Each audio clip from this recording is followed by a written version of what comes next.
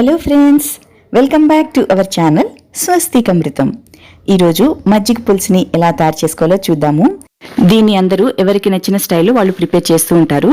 మా స్టైల్లో ఈ మజ్జిగ పులుసుని ఎలా తయారు చేస్తామో ఈరోజు మీకు చూపించబోతున్నాను. ఇది చాలా టేస్టీగా కమ్మగా ఉంటుంది.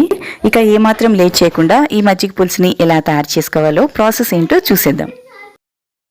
ఒక చిన్న గిన్నె తీసుకుని దానిలోకి 1 టేబుల్ స్పూన్ పచ్చిశనగపప్పు, 1 టేబుల్ స్పూన్ పెసరపప్పు, 1 టేబుల్ స్పూన్ బియ్యం, అలానే 1 టేబుల్ స్పూన్ ధనియాలు వేసుకోవాలి.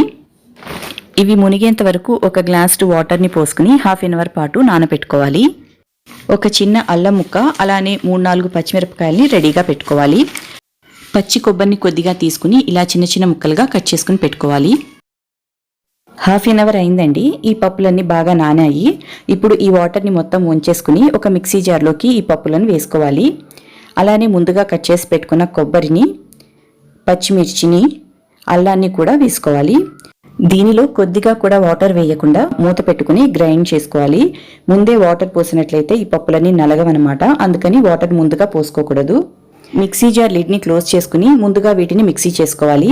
ఇలా మెదుపుకున్న తర్వాత దీనిలోకి కొద్దిగా వాటర్ని పోసుకుంటూ చాలా ఫైన్గా అయ్యేటట్లుగా, కొద్దిగా కూడా బరకగా లేకుండా చాలా సాఫ్ట్గా అయ్యేటట్లుగా మిక్సీ చేసుకోవాలి. ఈ పిండి కన్సిస్టెన్సీ ఇలా ఉంటే సరిపోతుంది. ఇప్పుడు దీన్ని పక్కన పెట్టేసుకుందాము. మజ్జిగ పులుసు పుల్లటి మజ్జిగతో పెట్టుకుంటేనే టేస్టీగా ఉంటుందండి. ఒకవేళ పెరుగు ఉన్నట్లయితే దానిలో కొద్దిగా వాటర్ కలిపి చిలికి పెట్టుకోవాలి. మజ్జిగ కూడా మరీ చిక్కగా కాకుండా పలచగా ఉంటేనే బాగుంటుంది. ఇప్పుడు ముందుగా మిక్సీ చేసి పెట్టుకున్న పిండిని ఈ మజ్జిగలోకి వేసుకోవాలి. మజ్జిగలోకి ఈ పిండి బాగా మిక్స్ అయ్యేటట్లుగా ఒకసారి కవ్వంతోనైనా విస్కర్తోనైనా కలుపుకోవాలి. రుచికి సరిపడా సాల్ట్ వేసుకోవాలి. నేను ఇక్కడ కళ్ళుప్పు వేసుకుంటున్నాను.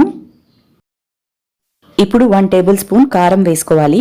పచ్చిమిర్చి వేసుకున్నాం కాబట్టి దానికి తగ్గట్లుగా అడ్జస్ట్ చేసుకుని కారం కూడా వేసుకోవాలి. చిన్న నిమ్మకాయ సైజ్ అంతా చింతపండును కూడా వేసుకుని వీటిని కూడా బాగా మిక్స్ అయ్యేటట్లు కలిపి పెట్టుకోవాలి.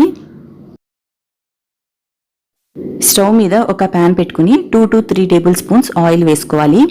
ఆయిల్ హీట్ అయిన తర్వాత 1/2 టీ స్పూన్ మెంతులు, ఒక 2 ఎండుమిరపకాయల్ని తుంచి వేసుకుని వీటిని వేగనివ్వాలి. ఇవి దోరగా వేగాక 1 టేబుల్ స్పూన్ జీలకర్ర, 1/2 టేబుల్ స్పూన్ పసుపు వేసుకోవాలి. అలానే 1 టేబుల్ స్పూన్ ఆవాలు కూడా వేసి చిటపటమనేంత వరకు వేగనివ్వాలి. ఇవన్నీ వేగిన తర్వాత కొద్దిగా కరివేపాకు వేసుకుని వేయించుకోవాలి.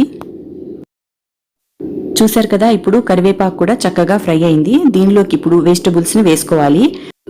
మజ్జిగ పులుసులోకి ఒక టమాటా, ఒక ములక్కాడ, అలానే ఒక చిన్న ముక్క సొరకాయని చిన్న చిన్న ముక్కలుగా కట్ చేసుకుని, అలానే ఒక పచ్చిమిర్చిని కట్ చేసుకుని వేసుకుంటున్నాము.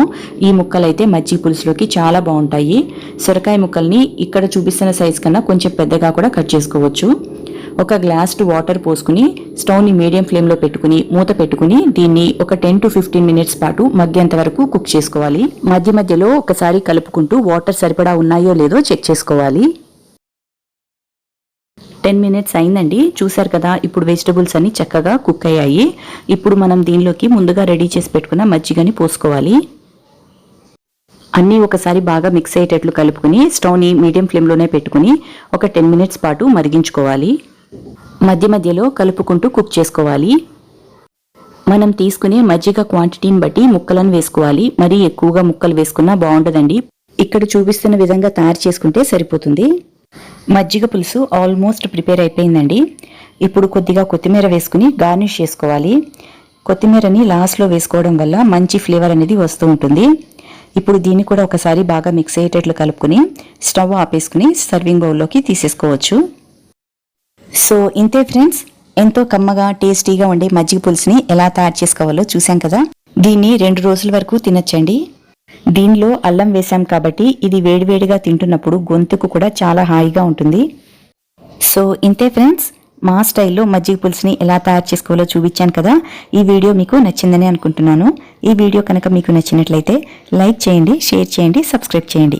అంతేకాకుండా ఇంత టేస్టీ రెసిపీని మీరు కూడా ప్రిపేర్ చేసుకుని మీకు ఎలా వచ్చిందో మీ ఎక్స్పీరియన్సెస్ కింద కమెంట్ సెక్షన్లో తప్పకుండా తెలియచేయండి. Thanks for watching friends.